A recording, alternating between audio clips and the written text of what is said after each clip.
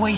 Maliit na bagay pinapalaki mo na, sana ba yung taga-agapay? Dati pinapahalagahan, oras ng tulog sinasabayan. Palagi mo akong binabantayan, kapag di nakikita di napupunan.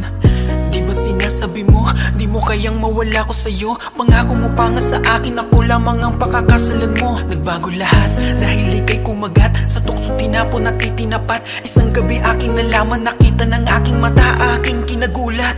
Kayong dalawa ng aking kaibigan, magkatabi at tila masaya pa. Kayong dalawa ay naghahalikan, masakit na, di ko tanggap.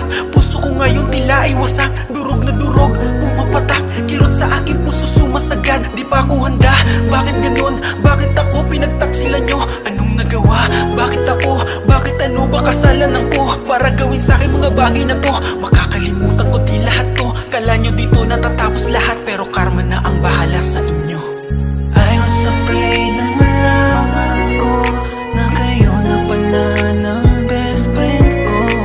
Nasasaktan ako, pinagkalat mo pang wala na tayo. Minsan lang ang ibig na